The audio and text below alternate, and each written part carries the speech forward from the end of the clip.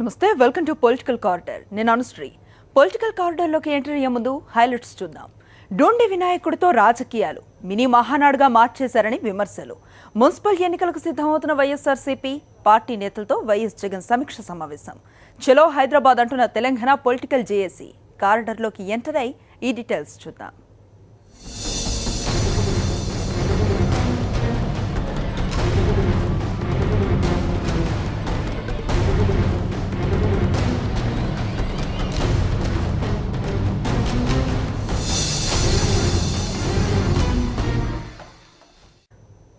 కాదేది కబ్జాకు అనర్హం అన్నట్లుంది తెలుగు తమ్ముళ్ల తీరు. ఆధ్యాత్మిక కార్యక్రమాలను సైతం పార్టీ ప్రచార వేదికలుగా మార్చేస్తూ ఉన్న పచ్చనేతల పైత్యం విమర్శలకు గురవుతోంది. అడ్డొస్తే అరెస్టులు చేయించడం, పదవులు తారుమారు చేయటం, పవిత్ర ఉత్సవాలను పార్టీ కండువాలతో నింపేస్తూ ఉన్న తీరుపై సర్వత్రా విమర్శలు వెల్లువెత్తుతూ ఉన్నాయి.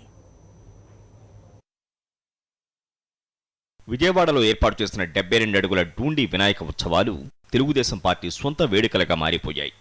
లక్షల రూపాయల మేర విరాళాలు స్వాహా అయ్యాయనే ఆరోపణలో చిక్కుకున్న ఈ గణేష్ ఉత్సవాలు ఇప్పుడు అధికార తెలుగుదేశం పార్టీ ఎమ్మెల్యే బొండా ఉమామహేశ్వరరావు చేతుల్లోకి వెళ్లిపోయాయి. గత ఏడాది ఉత్సవ కమిటీ గౌరవ అధ్యక్షుడిగా ఉన్న కోగంటి సత్యంను ఏకంగా అరెస్టు చేయించి జైలుకు పంపించిన ఘటన వివాదాస్పదమైంది. ఈ విషయాన్ని భక్తులు మరిచిపోకముందే తాజాగా డూండి ఉత్సవాల కోసం ఏర్పాటు చేసిన భారీ స్వాగత తోరణాలు, ముఖ్యమంత్రి తనయుడు, తెలుగుదేశం పార్టీ ప్రధాన కార్యదర్శిగా ఉన్న నారా లోకేష్ నిలువెత్తు ఫోటోలతో నింపేయడం సర్వత్రా విమర్శలకు కారణమవుతోంది. సేవా కార్యక్రమమే చేస్తామని చెప్పి డూండి సేవా సమితి ఈ రోజు నుంచి నేను గౌరవ అధ్యక్షుడిగా అయ్యాను అని చెప్పిన శాసనసభ్యుడు నారా లోకేష్ ఫోటోని, చంద్రబాబు నాయుడు ఫోటోని ఎందుకు పెట్టాడు అంటే, చంద్రబాబు నాయుడు గారికి ఏ దేవుడి మీద, ఏ మతం మీద, ఏ కులం మీద విశ్వాసం లేదు అనేది తేటతెల్లం అవుతుంది. యథా రాజా తదా ప్రజ. భక్తితో నిర్వహించాల్సిన గణేష్ ఉత్సవాలను ఆధిపత్య పోరుకు వేదిక చేసిన తెలుగుదేశం ఎమ్మెల్యే బొండా ఉమామహేశ్వరరావు వైఖరిపై ప్రజా సంఘాలు ఆగ్రహం వ్యక్తం చేస్తున్నాయి. అధికారాన్ని ఉపయోగించుకుని ప్రశ్నించే వారిని జైళ్లకు పంపుతామని ఎమ్మెల్యే బహిరంగంగా హెచ్చరించడం, ఆ తర్వాత దానిని ఆచరణలో చూపడం అత్యంత దారుణమని రాజకీయ పక్షాల నేతలు విమర్శిస్తున్నారు. తెలుగుదేశం పార్టీ శాసనసభ్యుడు బొండా ఉమామహేశ్వరరావు ప్రవర్తనతో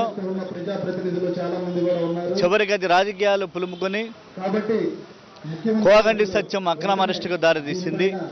ఈ అక్రమ అరెస్టును చాలా తీవ్రంగా ఖండిస్తున్నాం. సేవా రాజకీయాలలో రాజకీయాలు తగునా అని చెప్పి ఈ సందర్భంగా తెలుగుదేశం పార్టీ నేను ప్రశ్నిస్తున్నా.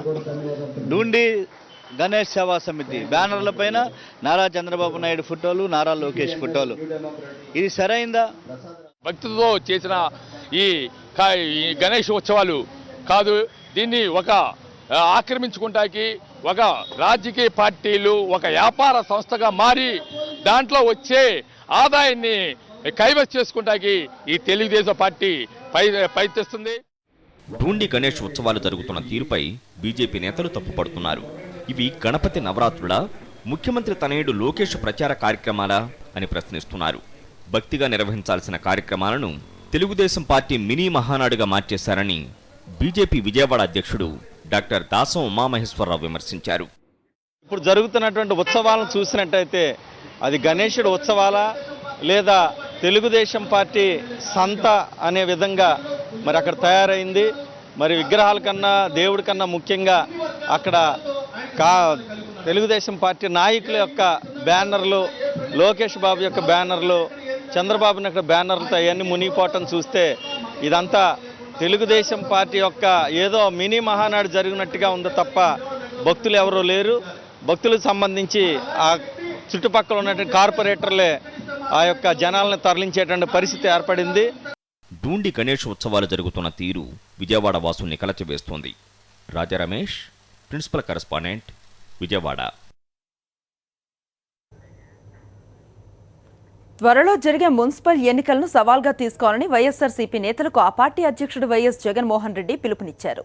మున్సిపల్ ఎన్నికలకు ఇప్పటి నుంచే సిద్ధం అవ్వాలని పార్టీ శ్రేణులను ఆదేశించారు. ఎన్నికలు జరిగే కార్పొరేషన్లు, మున్సిపాలిటీలపై వైఎస్ జగన్ సమీక్ష. ఎలక్షన్స్ ని ఛాలెంజ్ గా తీసుకోవాలని నేతలకు దిశానిర్దేశం. ఇప్పటి నుంచి సమాయత్తమవ్వాలని క్యాడర్కు ఆదేశాలు. ఎన్నికలు జరిగే ప్రాంతాల్లో ఇన్ఛార్జీల నియామకం, టీం వర్క్తో ముందుకెళ్లాలని వైఎస్ జగన్ సూచన. ఈ నెల 11 నుంచి రంగంలోకి దిగనున్న వైఎస్ఆర్సీపీ. త్వరలో 7 కార్పొరేషన్లు, 5 మున్సిపాలిటీలకు ఎన్నికలు, 9 జిల్లాల్లో ఎన్నికలు. త్వరలో జరగనున్న కార్పొరేషన్, మున్సిపల్ ఎన్నికలను ఛాలెంజ్గా తీసుకుని ప్రజల్లోకి వెళ్లాలని ప్రతిపక్షం వైఎస్ఆర్ కాంగ్రెస్ నిర్ణయించింది. 7 కార్పొరేషన్లు, 5 మున్సిపాలిటీలకు త్వరలో ఎన్నికలు జరగనున్న క్రమంలో ఏ విధమైన వ్యూహాలతో ముందుకెళ్లాలనే అంశంపై పార్టీ అధ్యక్షుడు వైఎస్ జగన్ సమీక్ష నిర్వహించారు. హైదరాబాద్లోని పార్టీ కేంద్ర కార్యాలయంలో జరిగిన ఈ సమావేశానికి పార్టీ ముఖ్య నేతలంతా హాజరయ్యారు. ఈ ఎన్నికలకు పార్టీ క్యాడర్ అంతా టీం వర్క్తో పనిచేయాలని, ఇన్ఛార్జీలుగా నియమించిన సీనియర్ లీడర్లు సమన్వయంతో మంచి అభ్యర్థులను ఎంపిక చేసి తక్షణమే కార్యాచరణ ప్రారంభించాలని వైఎస్ జగన్ సూచించారు. పార్టీ అధ్యక్షులు జగన్మోహన్ రెడ్డి గారు పార్టీ నాయకులకి ఒక దిశానిర్దేశం చేశారు. ఈ ఎన్నికలు చాలా కీలకమైన ఎన్నికలు కనుక చాలా ప్రతిష్టాత్మకంగా తీసుకుని మన వైఎస్ఆర్ పార్టీ గట్టిగా మనం గెలుచుకునే విధంగా పనిచేయాలని చెప్పి సూచించడం జరిగింది. దీనికోసం ఇప్పటి నుంచే సమాయత్తం కావాలని ఆయన పిలిపించారు. మున్సిపల్ ఎన్నికల కోసం ఏ విధంగా మనం ప్రణాళికతో ముందుకు కదలాలి, ఎక్కడెక్కడ సమస్యలు ఉన్నాయి, ఎక్కడెక్కడ మనం ఎలాంటి నిర్ణయం తీసుకోవాలనేది కూడా ఆయన సూచనలు ఇవ్వడం జరిగింది. దాదాపు 9 జిల్లాల్లో మున్సిపల్ ఎన్నికలు జరుగుతాయి. ఈ అన్ని కార్పొరేషన్లు, మున్సిపాలిటీలకి వైఎస్ఆర్ పార్టీ తరఫున పనిచేయడానికి ఇన్ఛార్జీలు నియమించడం జరిగింది. ఈ విషయాన్ని సమావేశంలో మా పార్టీ అధ్యక్షులు జగన్మోహన్ రెడ్డి గారు ప్రకటించారు.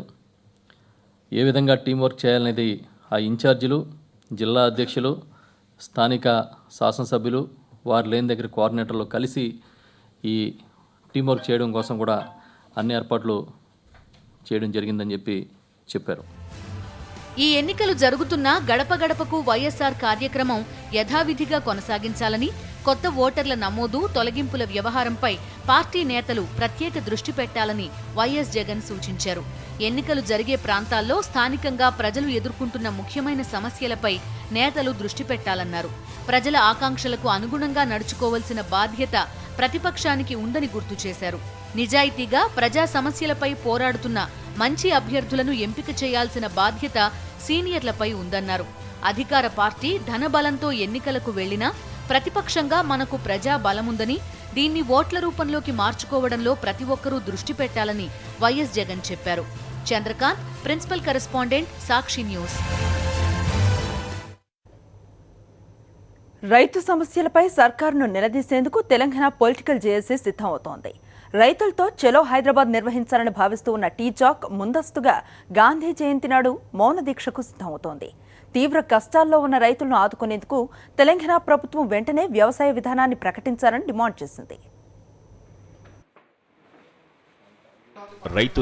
రైతు సమస్యలపై తెలంగాణ ప్రభుత్వం నిర్లక్ష్యం వేయాలని తెలంగాణ రాజకీయ జేఏసీ పిలుపునిచ్చింది. తెలంగాణ రైతుల దుస్థితిని చర్చించేందుకు తెలంగాణ జేఏసీ హైదరాబాద్లో రౌండ్ టేబుల్ సమావేశం నిర్వహించింది. రైతు సంఘాలు, ప్రజా సంఘాల ప్రతినిధులు ఈ సమావేశంలో పాల్గొన్నారు. వర్షాభావ పరిస్థితులు, తెలంగాణలో కరవు, ప్రభుత్వం అనుసరిస్తున్న తీరుపై ఈ సమావేశంలో చర్చ జరిగింది.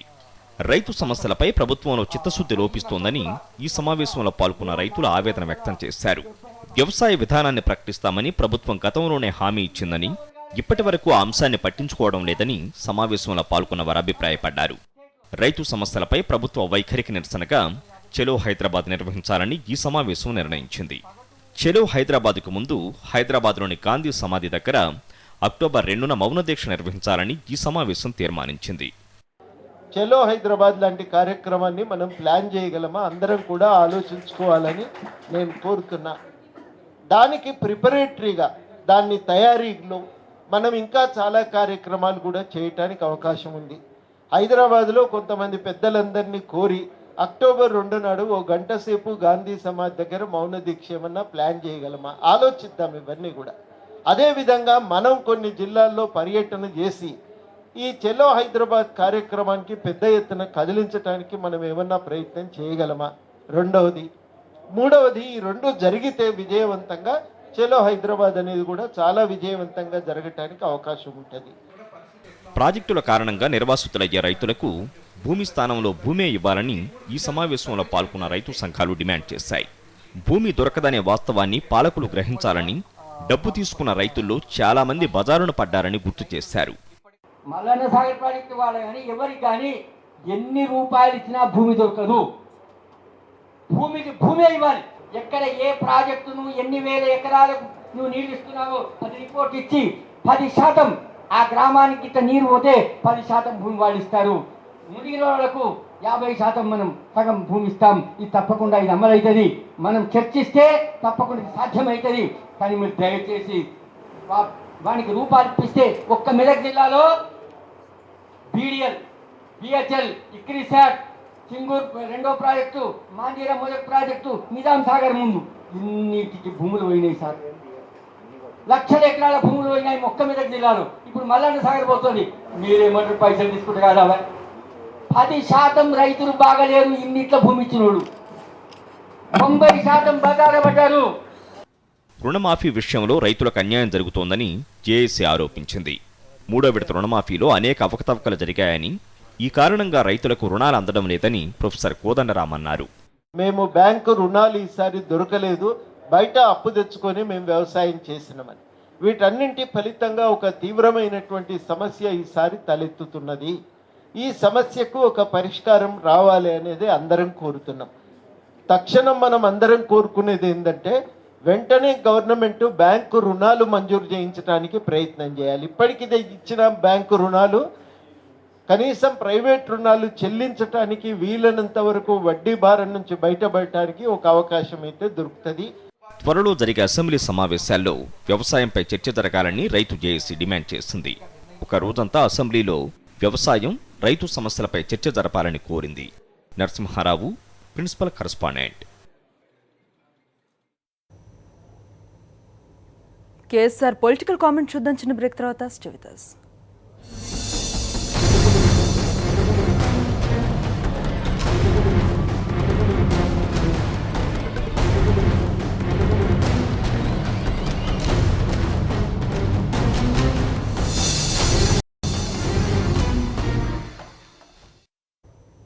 Welcome back. జిల్లాల పునర్వ్యవస్థీకరణ పేరుతో తెలంగాణ ముఖ్యమంత్రి కేసీఆర్ తేనె తుట్టను కదుపుతూ ఉన్నారా? ప్రాజెక్టుల రీడిజైన్ తరహాలోనే జిల్లాల రీడిజైన్ ఉండబోతోందా? జిల్లాల ఏర్పాట్లో శాస్త్రీయత లోపిస్తోందా? కేఎస్ఆర్ పొలిటికల్ కామెంట్ ఇప్పుడు. కొత్త జిల్లాలు కేసీఆర్ రీడిజైనింగ్ మోజు ఎఫెక్టా? తెలంగాణ ముఖ్యమంత్రి కేసీఆర్కు ప్రతిదాన్ని రీడిజైన్ చేయాలన్నది మహాసారదా ఎండొచ్చన్న భావన వ్యక్తమవుతోంది. మొన్నటి వరకు ప్రాజెక్టుల రీడిజైనింగ్ అన్న కేసీఆర్ ఇప్పుడు జిల్లాల రీడిజైన్పై కేంద్రీకరించారు. కొద్ది కాలం క్రితం వరకు ప్రాజెక్టుల రీడిజైన్ హడావుడి నడిచింది. అది ఇంకా ఒక కొలిక్కి రాలేదు. 41,000 కోట్ల ప్రాణహిత ప్రాజెక్టు పేరు మార్చుకుని 83,000 కోట్లకు చేరింది.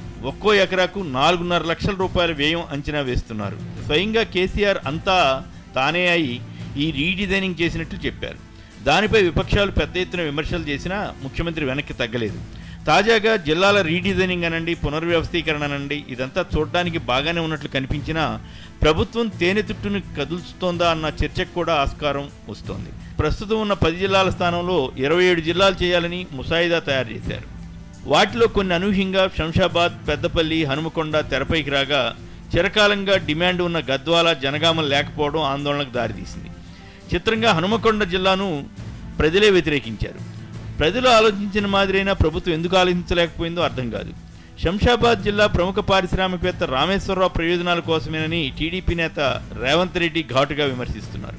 నిజంగా ఇన్ని జిల్లాలు అవసరమా అంటే రాజకీయాల రీత్యా ఎవరు వద్దనలేరు, కానీ అలాగని విపక్షాలు పూర్తిగా సమర్థించలేవు. శాస్త్రీయత లోపించిందని మాత్రం విమర్శిస్తున్నాయి. వాటి సంగతి ఎలా ఉన్నా ప్రభుత్వానికైనా దీనివల్ల ఎంతవరకు వెసులుబాటు వస్తుందన్నది సందేహమే. ఈ కొత్త జిల్లాలన్నింటిలో మౌలిక వసతులు కల్పించడానికి 100 కోట్ల రూపాయలు ఖర్చు పెట్టవలసి ఉంటుంది. భవిష్యత్తులో అవి అభివృద్ధి చెందితే చెందవచ్చు. కానీ ప్రస్తుతం జిల్లాలు, మండలాలు, రెవెన్యూ డివిజన్ల ప్రతిపాదనపై 30,000కు పైగా అభ్యంతరాలు వచ్చాయంటే పరిస్థితి ఏ రకంగా ఉందో అర్థం చేసుకోవచ్చు. మరికొన్ని సమస్యలు కూడా ఉన్నాయి. ఈ అసెంబ్లీ నియోజకవర్గాల పునర్విభజన జరిగిన తర్వాత జిల్లాలు ఏర్పాటు చేస్తే అది ఒక పద్ధతిగా ఉండే అవకాశం ఉంది. ఇప్పుడు అన్ని నియోజకవర్గాలు ఒక క్రమ పద్ధతిలో ఉన్నాయని చెప్పాలి. ఏ అసెంబ్లీ నియోజకవర్గం కూడా 2-3 జిల్లాలకు విస్తరించకుండా ఒకే జిల్లాలో ఉంది. కానీ కొత్త జిల్లాల ఏర్పాటుతో ఇది గందరగోళంగా మారుతుంది. కొన్ని నియోజకవర్గాలు 2-3 జిల్లాల పరిధిలోకి వస్తాయట. అలాగే జిల్లా పరిషత్తులు ప్రస్తుతం 9 ఉన్నాయి. కొత్త జిల్లాలు ఏర్పడిన తర్వాత వాటిని యథాతథంగా కొనసాగిస్తే ఒక్కో జిల్లా పరిషత్ సమావేశానికి 3 కలెక్టర్లు రావాల్సి ఉంటుంది. స్వాతంత్ర దినోత్సవం వస్తే అన్ని జిల్లాలకు సరిపడా మంత్రులు కూడా ఉండరు. కేంద్రం నుంచి జిల్లాల ప్రాతిపదికన నిధులు వస్తే ఎక్కువ జిల్లాలు ఉంటే అధిక నిధులు రాబట్టుకోవచ్చని ప్రభుత్వం భావిస్తోంది. కేంద్రం నుంచి వచ్చే నిధుల సంగతేమో కానీ ముందుగా తెలంగాణ ప్రభుత్వం పెద్ద ఎత్తున నిధులను ఖర్చు చేసి ఆఫీస్ భవనాలు నిర్మించాల్సి ఉంటుంది. అలాగే ఉద్యోగుల కొరత కూడా వస్తుందట. ఇలా అనేక సమస్యలు ఉన్నా ప్రభుత్వం ఎందుకు ఈ ప్రతిపాదనపై ముందుకు వెళుతోంది? రాజకీయంగా కేసీఆర్కి ఎంతవరకు కలిసి వస్తుందన్నది అప్పుడే చెప్పలేం. కొన్ని కొత్త జిల్లాల ఏర్పాటుకు గతంలో ముఖ్యమంత్రి హామీ ఇచ్చారు. వాటిని ఏర్పాటు చేసి సరిపెడితే ఎలా ఉండేదో. మొత్తం రాష్ట్రం అంతటినీ కేసీఆర్ రీడిజైన్ చేస్తున్నారు. స్థూలంగా చూస్తే కొత్త జిల్లాల వల్ల కొంత లాభం ఉండొచ్చు, కానీ ప్రాధాన్యత రీత్యా చూస్తే ఇది అంత అత్యవసర విషయం కాకపోవచ్చు. కానీ కేసీఆర్ పట్టుబట్టి కొత్త జిల్లాలను ఎట్టి పరిస్థితులను దసరా నాటికి పూర్తి చేయాలని అనుకుంటున్నారు. ఈలోగా ఎవరైనా కోర్టుకు వెళితే ఏమవుతుందో తెలియదు. ఏది ఏమైనా ఒకటి మాత్రం చెప్పాలి, కేసీఆర్ తెలంగాణపై తనదైన ముద్ర వేయాలన్న తాపత్రయంలో కొన్ని తప్పులు చేస్తున్నారా అన్న సందేహం కలుగుతుంది. ఇప్పటికిప్పుడు దీన్ని ఆక్షేపించలేకపోయినా భవిష్యత్తులో ఈ జిల్లాల వల్ల ప్రజలకు సౌలభ్యం బదులు కొత్త సమస్యలు ఎదురైతే నష్టపోయేది కూడా కేసీఆరే అవుతారు. అందువల్ల లేచిందే లేడికి ప్రయాణం అన్నట్లు కాకుండా 1-2 సార్లు ఆలోచించి ముందుకు వెళ్ళడం మంచిది. రీడిజైనింగ్పై తనకున్న మోజును తీర్చుకోవడానికి కాకుండా ప్రజలకు ఉపయోగపడటమనే ప్రాథమిక సూత్రంగా తీసుకుని ముందుకు వెళ్ళడం మంచిది. యూపీ మహాయాత్ర ముగిశాక కాంగ్రెస్ అధ్యక్ష పగ్గాలు రాహుల్ చేపట్టనున్నారా? ఇందిరా శత జయంతి ఏడాదిని ఘనంగా నిర్వహించడం ద్వారా కాంగ్రెస్ను బలోపేతం చేయాలనేదే రాహుల్ ఆలోచన. యూపీలో మహాయాత్ర చేస్తూ ఉన్న రాహుల్ గాంధీ తదుపరి పర్యటన తెలంగాణలోనేనా? రైతు సమస్యలపై పాలమూరులో యాత్ర చేయాలనేది కాంగ్రెస్ ఆలోచన. యూపీలో జరుగుతూ ఉన్న రాహుల్ మహాయాత్రను పరిశీలించాల్సిందిగా ఎమ్మెల్యే డీకే అరుణకు కాంగ్రెస్ హైకమాండ్ సూచించిందా?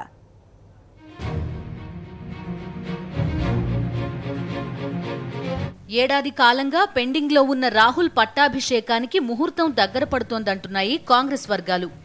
ఏఐసీసీ అధ్యక్షురాలు సోనియా తరచూ అస్వస్థతకు గురవుతుండటంతో రాహుల్కు పార్టీ పగ్గాలు అప్పగించాలనే ప్రతిపాదనను ఇకనైనా అమలు చేయాలని హస్తం పెద్దలు భావిస్తున్నట్టు సమాచారం. నిబంధనల ప్రకారం ఈ ఏడాది చివరిలోగా కాంగ్రెస్ అధ్యక్ష ఎన్నిక ప్రక్రియ పూర్తి కావాల్సి ఉందని నేతలు గుర్తు చేస్తున్నారు.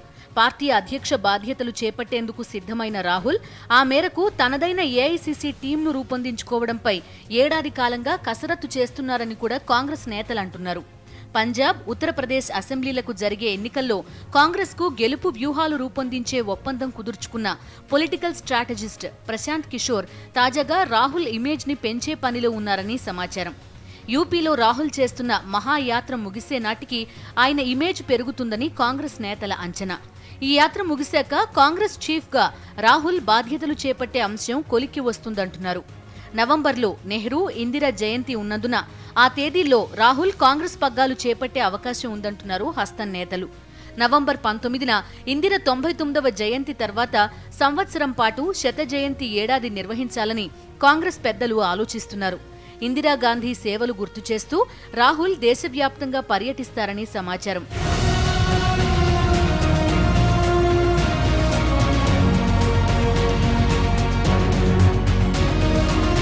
ప్రస్తుతం యూపీలో మహాయాత్ర చేస్తున్న రాహుల్ గాంధీ తర్వాత పర్యటించేది తెలంగాణలోనే అంటున్నారు కాంగ్రెస్ నేతలు.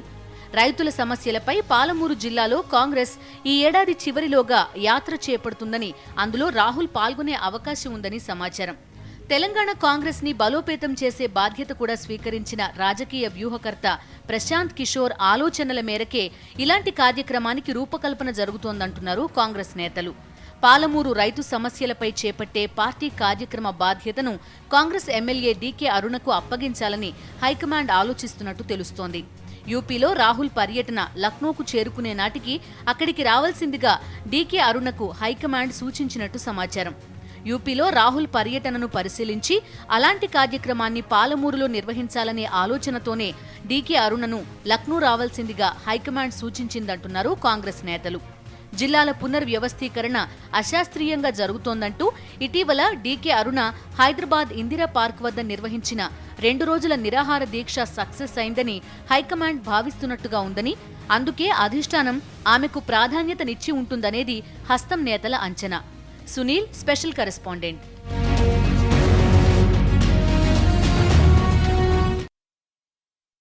ఇవి పొలిటికల్ కారిడార్ డీటెయిల్స్. మరి కాసేపట్లో 4th ఎస్టేట్ ప్రసారం అవుతుంది. Stay with us.